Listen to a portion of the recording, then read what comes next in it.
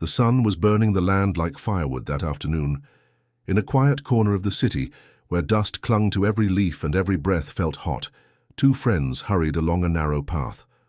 One was Zahara, a young woman with a soft heart and tired eyes. The other was Obasi, a fast-talking young man who always had a plan in his pocket. Zahara's clothes were faded and her slippers had worn thin. "Obasi," she asked quietly, "are you sure I'll get this job?" Obasi smiled with confidence. "Don't worry," he said. "I know the manager. I've already spoken to him. Just follow me." Zahara nodded, though her legs felt like broomsticks. She hadn't eaten well in days. If she didn't get this job, she didn't know how she would survive. Still, she held on to hope like a lifeline, while Obasi led the way with certainty. As they turned into a side street, they saw an elderly woman ahead, her back bent like a dry branch. She was struggling to carry a big metal basin filled with water on her head. Her hands shook, her legs wobbled, sweat ran down her face like rain from a leaking roof. Suddenly, the old woman stopped and called out in a cracked voice, "My children, please, my body is failing me. Help me carry this." Zahara slowed her steps and looked at the woman with concern. Obasi grabbed her wrist. "Let's go. We're already late. If we don't get there now, we'll miss the manager." Zahara looked back at the woman. Her knees were shaking badly. She could fall at any moment.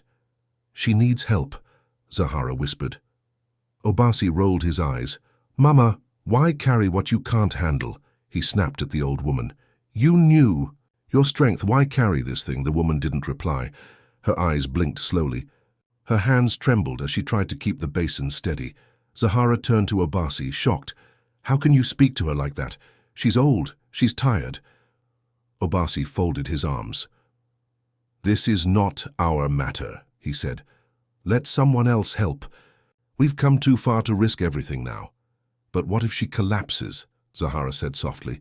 "What if we're her only help today?" Obasi turned away, clearly annoyed. "If we miss that job, don't say I didn't warn you," he muttered, slapping his folder against his thigh. But Zahara no longer heard him. Something deep in her spirit told her this was not just a moment. It was a test. She stepped forward. "Grandmother," she said kindly, "where do you live? Let me help you." The old woman looked at her in disbelief. "You will help me?" she asked weakly. "Yes, Mama, please give me the basin," Zahara replied, reaching out. Obasi stepped back, watching in confusion as Zahara lifted the heavy load off the woman's head and balanced it on her own. The woman stared as if she had seen a miracle. Zahara smiled. "Lead the way, Mama." As they began walking, something strange happened. The blazing sun that had turned the road to fire a moment ago vanished behind a sheet of clouds. Obasi looked up, suddenly uneasy. His heart twitched. Something was shifting, something he couldn't explain. Zahara followed the woman down a quiet, winding path that led to a tiny house at the edge of the lane. The house looked old, its walls cracked like dry earth, but the small compound was clean and bright flowers bloomed in front. "This is your home, Mama?" Zahara asked gently. "Yes, my child," the old woman replied, pointing to a short tree near the doorway. "Please drop the water there." Zahara carefully lowered the basin and wiped the sweat from her face. "I'll be going now, Mama." But as she turned to leave, the woman called out softly, "My daughter, wait." Zahara stopped. The old woman stepped closer and held her hand. "Please," she said, "go to that corner over there. You'll see a small clay pot. Bring it to me." Zahara walked to the edge of the wall where a dusty pot sat hidden behind a stone. Her fingers shook slightly as she picked it up and returned quickly. "Here it is, Mama," she said, handing it over. The woman smiled. She held the pot with both hands, slowly untying the red cloth that covered it. Zahara leaned in, curious. From the pot, the old woman pulled out something shiny. A golden bar, thick, heavy and bright like the morning sun. Zahara gasped. She had never seen real gold before. Her eyes widened, and her mouth opened slightly. The old woman placed the gold gently in Zahara's hand. "You are kind, my child. You did not help me because of gain. You helped because of goodness. People like you are rare." Zahara stared at the treasure in disbelief. Her knees gave way and she knelt down. "Mama, thank you. I wasn't expecting this. I only helped because it was right. The old woman nodded. Keep this gold for 7 days. Do not sell it. On the 7th day you may sell it and use the money to change your life, but not before. Zahara looked up at her, tears welling in her eyes. May God bless you, Mama, she whispered. You have no idea what this means to me. The old woman touched Zahara's forehead gently, her wrinkled hand trembling like a leaf in the wind. Go, my daughter, she said with a soft smile. Your kindness will open doors that even the strongest cannot break. Zahara stood slowly, still holding the bar of gold like it was a newborn child. Her eyes were shining, her heart full. She walked away from the small compound with light in her steps. Joy danced in her chest. Her hand never left the handbag where the gold now rested, hidden safely. She wanted to sing, to shout, to spin around with her arms in the air, but she kept herself calm. Her smile, however, refused to hide. People passing on the road looked at her strangely. Who is this girl grinning alone under the hot sun? But Zahara didn't care. There was only one person she wanted to see. Obasi, she whispered to herself. I must tell him everything. She began walking faster, almost running. When she reached the street where Obasi lived, she saw him standing in front of his small house, phone pressed to his ear. Her smile widened. Obasi, she called, waving. Obasi dropped the phone slowly and stared at her, but his face didn't light up. It turned hard, cold. Zahara stopped, confused, but still smiling. I have something to tell you, she said, stepping closer. You won't believe what happened after I left. But Obasi raised his hand, his eyes sharp. So you just left me, Zahara? He said. His voice was tight, like a rope pulled too hard. Zahara blinked. Her smile faded. I didn't leave you. I helped the old woman. Obasi shook his head, his jaw clenched. And what did that help bring you? You threw away your chance, Zahara. We were this close, but you chose to be a hero. Zahara lowered her eyes. I know it looks that way, but you always say you want a better life. Obasi cut in. But when life gives you a door, you run the other way. Zahara's hands started to tremble. Please, she said, just listen. Obasi turned his face away. Zahara reached into her bag with shaky fingers. Wait, just look at this, she said. She pulled out the gold slowly. It caught the sun and glowed in her hand like fire. Obasi's eyes grew wide. He froze. His mouth parted slightly, but no words came out. Zahara took a breath. The old woman gave it to me, she said. After I helped her. Obasi stepped closer, his voice now low and tense. Where did you get this? Tell me the truth. Did you steal it? Zahara gasped. What? No, I didn't steal anything. Obasi's eyes didn't leave the gold. People don't just hand out gold, Zahara. Where did it really come from? Zahara looked him straight in the face. She gave it to me. She told me to bring her a pot, and inside it was this. She said it was for my kindness. Obasi stared at her. His face didn't move, but something behind his eyes changed. She just gave it to you? Yes, Zahara whispered. She told me to keep it for 7 days. Then I can sell it. Obasi was silent. Then slowly a smile spread across his face, but it was not a warm smile. It was twisted, cold. It made Zahara's chest tighten. Something inside her whispered that she should leave. After she left, Obasi didn't go inside his house. He sat on a broken bench near the wall and stared at the ground, but his mind was racing. How can a woman who lives in a cracked house give someone gold? He muttered. No. Something is not right. He stood, then sat, then stood again. I must see her. I must find her. He stared down the road Zahara had come from. If she gave Zahara one, maybe she has more. The next morning, Obasi left his house before the sun had fully risen. He didn't tell a soul. He went to the same street where he and Zahara had first seen the old woman. He stood under a neem tree and waited. People passed. The sun climbed. Higher. The air became heavy with dust and heat, but the old woman never came. He returned the next day. Nothing. On the third morning, Obasi stood again at the corner, his shirt soaked with sweat. His lips were dry. His legs ached. But then he saw her. The same old woman. She was walking slowly, her spine curved with age. a plastic bowl of water balanced on her head. Obasi's eyes lit up. He rushed to her side. "Mama, please, let me help you," he said. Eagerly reaching for the basin, the old woman paused. She turned and stared at him for a long time. Her eyes were deep, searching. She didn't speak at first. Then, with a slow nod, she handed him the basin.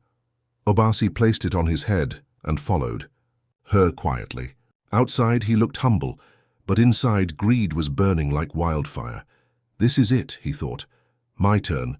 They reached her house, the same little compound Zahara had described, cracked walls, neat surroundings. Obasi placed the basin down gently, near the small tree. He turned to her with a voice full of false sorrow. "Mama," he said, even forcing a little quiver into his voice, "I came to say sorry for how I spoke to you that day." The old woman stared at him. "My father, he's very sick," Obasi added quickly. "We can't afford his medicine. We're struggling. That's why I came." He lowered his head like a child caught stealing yams. His hands clenched. Behind his back, he waited. But deep in his heart, Obasi wasn't thinking of any sick father. No one was lying in bed. No one was crying at home. All Obasi was thinking about was the gold. His mind was turning like a grinding stone. The old woman looked at him for a long time. Her eyes didn't blink. Then she asked, her voice calm, but sharp like a blade. "My son, do I look like someone who has money?" Obasi opened his mouth, but no sound came. He looked down and sniffed loudly, pretending to cry. The old woman sighed. She turned slowly and began walking into her cracked little house. Obasi remained on the ground, his hands covering his face, his mouth making soft crying sounds. But, in his thoughts he was shouting, "If she gave Zahara 1 gold bar and maybe she has more, maybe I can get more, maybe I can take it all." Just as the old woman reached her doorway, she paused. She turned her head slowly and looked back at him. "Obasi," she called. He looked up quickly, trying to wipe his fake tears. She raised her finger and pointed behind the house. "Go to the back. Under the mango tree, there is a small clay pot. Bring it to me." Obasi jumped up like a goat released from rope. "Thank you, Mama," he said eagerly, and he ran to the back of the house. There, beneath the wide green branches of the mango tree, he saw it, a dark pot covered with a dirty old cloth. Obasi looked around. No one was there. His hand trembled as he lifted the cloth. What he saw made his heart stop. Gold. Not 1, not 2, but many bars of gold stacked inside the pot like yams in a basket. He stared, his hands frozen in midair. Then he looked up at the sky and sighed. "Should I take everything? She won't even know." He paused again. Something inside whispered caution. "No," he muttered. "I won't do that." Slowly, he placed the cloth back over the gold, lifted the pot carefully, and walked back to the front of the house. The old woman was sitting on a bench, waiting. Obasi placed the pot before her and forced a small smile on his face. The woman looked at the pot. Then she looked up at Obasi's face. She nodded, slowly, like someone who knew more than she was saying. She opened the pot and picked out one, a gold bar. She stood and placed it in his hand. "Take this one," she said softly. "Keep it safe for 7 days. Don't sell it or spend it before then." Obasi nodded quickly. "Thank you, Mama," he said, bowing. But inside he was angry. "Just one?" he thought bitterly. "Zahara got one. Now me too, but I saw more. I could have taken it all. Why must I wait?" Still smiling on the outside, he looked at the woman as she pointed to the back of the house. "Take the pot and return it where you found it." Obasi said, "Yes, Mama," and lifted the pot again. As he moved, his eyes flicked toward her to check if she was watching. But she had already turned her face away. Obasi's heart beat fast. When he reached the back, he stopped. He bent down, opened the pot again, and looked at the gold. Still there, still shining. His hand moved quickly. He grabbed 3 more bars and stuffed them into his shirt. Then he covered the pot, placed it back under the tree, wiped his hands clean and walked to the front as if nothing happened. The old woman was now standing near the doorway. She looked him in the eye and asked slowly, "You didn't touch anything, Inside the pot, right? Obasi forced a laugh. He scratched his head like someone trying to look innocent. No, Mama, he replied. I only returned it like you said. The woman stared at him. She didn't smile. She didn't blink. Then, after a long pause, she nodded once. Okay, you can go. Obasi smiled again and turned quickly, hiding the bars of gold inside his shirt. But deep in his heart, a small voice was whispering. Did she see? Does she know? Still, he kept walking, the gold close to his chest. That afternoon, Zahara came home from the market with a bag full of food. As she approached her door, she was surprised to see the old woman sitting quietly on her doorstep. Mama, Zahara said in shock, dropping her bag. How is your health? I hope all is well? The woman looked up. Her face was calm, but her eyes were sharp as lightning. Zahara, she said slowly. Did you take my gold? Zahara froze. Her mouth opened wide. What? She gasped. No, Mama, I would never. Her voice broke. I didn't touch anything, I swear. The old woman didn't speak. She just kept looking at her like she was reading her very soul. Zahara's hands began to tremble. I swear, Mama, she said again, tears now filling her eyes. I would never steal from you. After the old woman left, Zahara sat on the floor, her heart pounding like a drum. Why did she ask me that? She whispered. Her mind raced back to the gold, to Obasi. She remembered how she had shown him the bar. She remembered how his eyes refused to leave it. She shut her eyes tight. No, she whispered. He's my friend. He wouldn't. But something didn't feel right. He hadn't called her. He hadn't checked on her. And now the gold mark was missing. Zahara held her head with both hands. Could it be? She asked. Could Obasi? Her heart squeezed tight. She didn't want to believe it, but a voice inside her said, check on him. The next morning, Zahara went to Obasi's house. She didn't wait. She knocked hard on the door. He came out slowly, yawning. Obasi, she said, standing in front of him. Did you take the old woman's gold? Obasi's eyes shot wide open. Then he frowned deeply. Me, he shouted. Are you mad? Why would you ask me that? Zahara's face stayed calm. Because she came to my house, she said. You were the only other person who knew about the gold. Obasi raised his hand in anger. Don't insult me.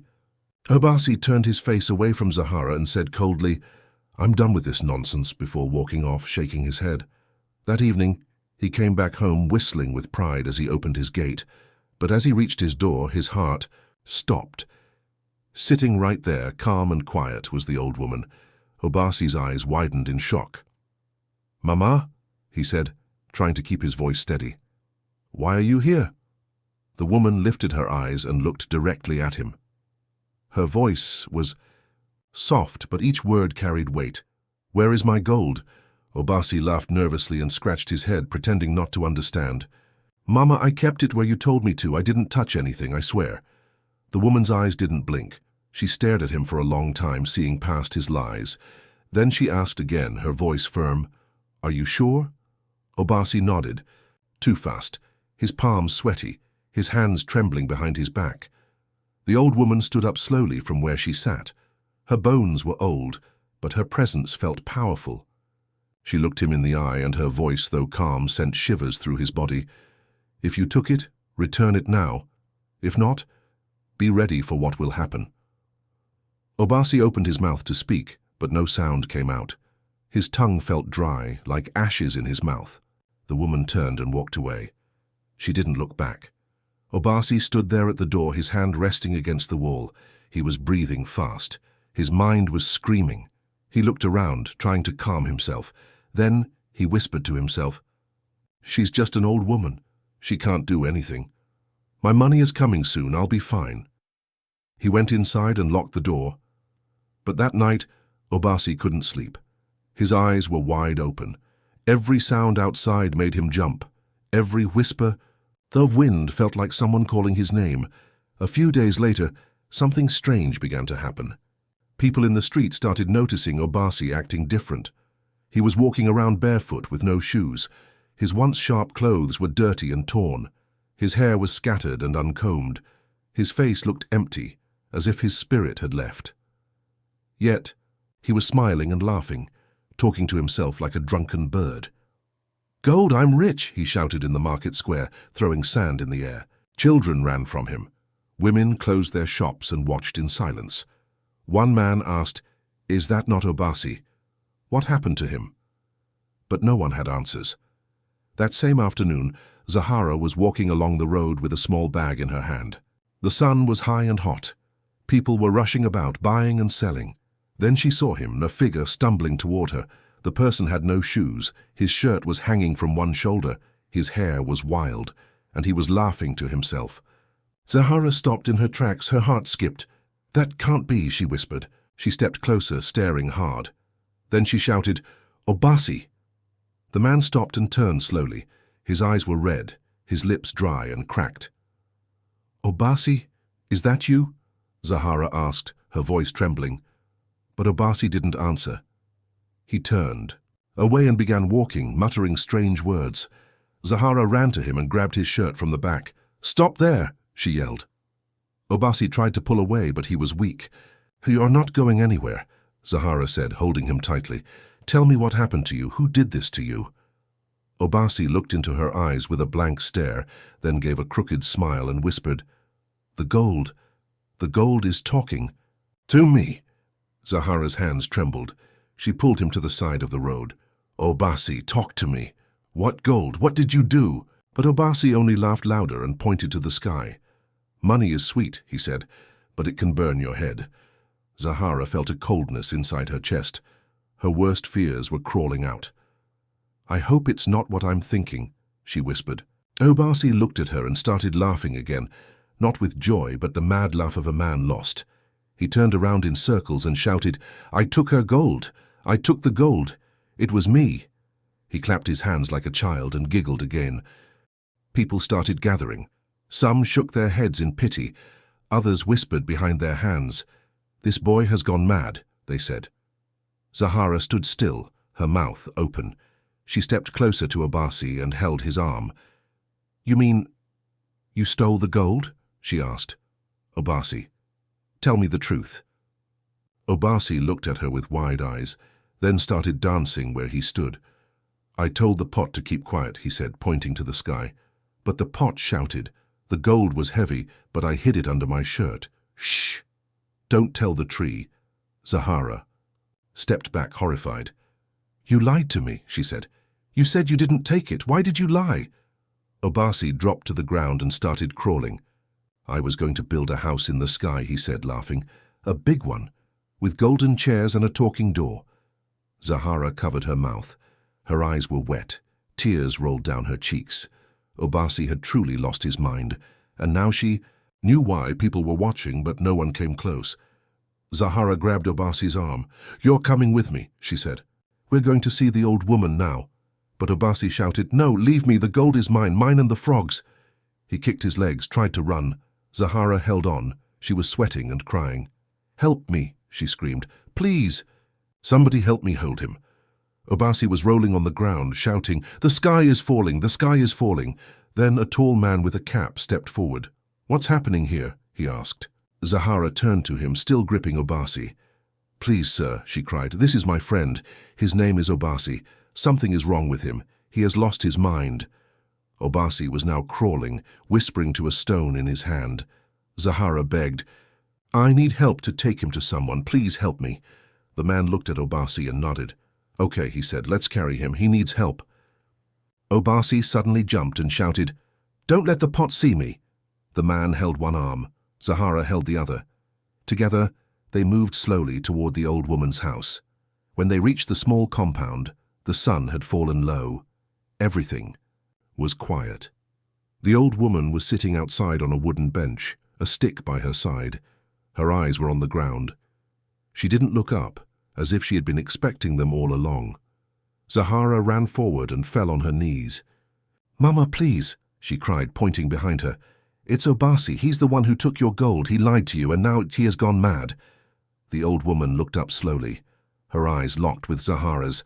Then she looked at Obasi, who was drawing lines in the sand and laughing. "When my gold went missing," she said calmly, "I asked him. I looked him in the eye." She pointed at Obasi, who was now mumbling to a stone. I gave him a chance, she continued. He lied. Zahara looked up quickly, her eyes full of worry and fear. The old woman shook her head slowly. Now, what is wrong with him, she said, is not from me, it came from above, I cannot help him. She turned away to go. Zahara jumped up and ran to her. She held the woman's wrapper tightly, crying out, Mama, please, please do it for me. Tears fell from her eyes as she pleaded, I know he did wrong. I know he took what he shouldn't have, but please forgive him. The old woman paused. Zahara's voice was shaking, but her heart was firm. There was silence all around. Even Obasi, who had been laughing and rolling in the dirt, suddenly looked up, as if her voice had called something out of him. The old woman turned and looked at both of them. Then she said softly, Let me think. She stared at Zahara for a long time. She saw the tears on her cheeks. She saw how tightly she held her wrapper. Then the woman nodded slowly. If not for your good heart, she said, I would not help him. He lied. He stole. And he mocked me. Her eyes turned toward Obasi. He was now sitting on the ground, pulling grass, still mumbling. But because of you, she continued, I will try. I will try for your sake. The old woman took a deep breath and walked slowly toward where Obasi sat. He looked up at her with a strange, distant smile. She didn't smile back. Calmly, she placed her right hand on his chest. Then she hit his chest softly with her palm, once, then again. Obasi's body shook. Suddenly he dropped to the ground, flat, like a tree that had just fallen. Zahara screamed. Mama, what happened? She cried. The old woman raised her hand in the air and said, Now we wait. The air went still. Obasi wasn't moving. Everyone was quiet. Zahara bent down beside him and touched his arm gently. Obasi, wake up, she said. Please wake up. A few seconds later, his hand moved. Then, slowly, his eyes opened. He blinked, looked around, and asked in a weak voice, Where am I? Then he saw the old woman beside him. His eyes widened in shock. He tried to stand and run, but Zahara and the man who had helped earlier grabbed him quickly. Stop, Obasi, Zahara said firmly. You're safe now. You were not well. You were mad. Obasi blinked again. What? Mad? He asked. Yes, Zahara told him, her voice gentle. You lost your mind. You were walking around with no shoes. You were talking to yourself. Obasi turned slowly to the old woman. You helped. Me, he asked. The old woman didn't answer.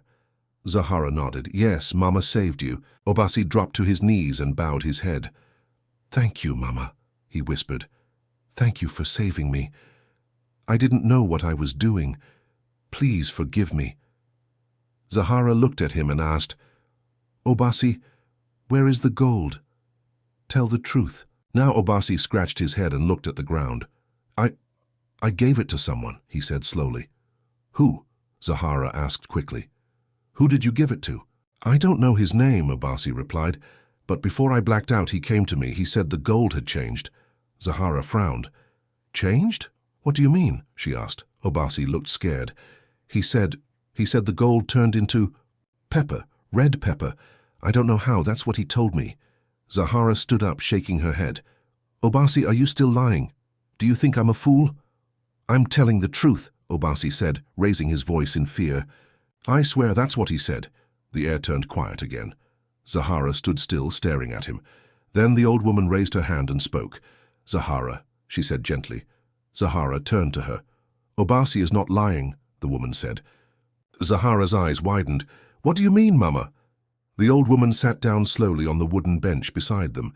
She looked at the ground for a moment before raising her eyes again. The gold didn't turn to pepper, she explained. It was taken back, taken by the true owner. Zahara stepped back in surprise. I don't understand. The old woman nodded slowly. That gold did not belong to me. I was only keeping it for someone and a spirit.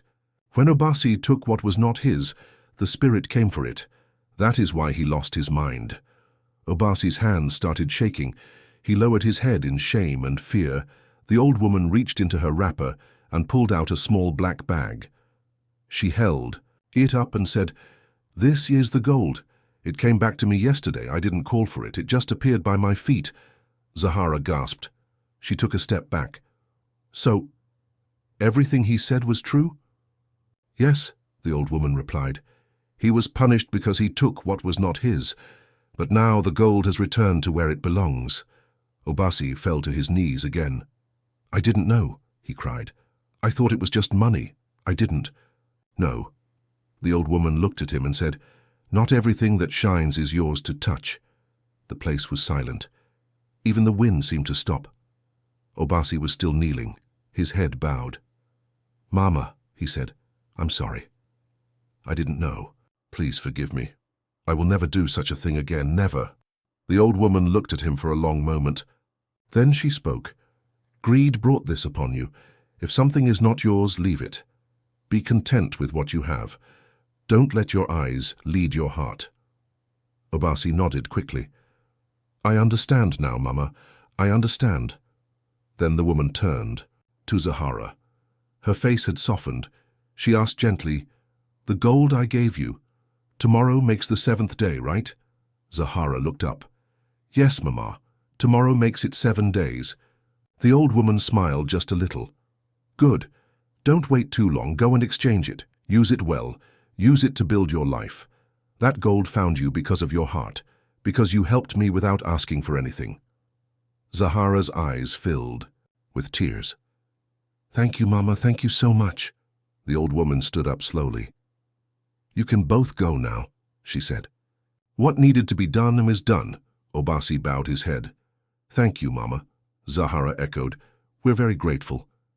And with that, they turned and walked out of the compound.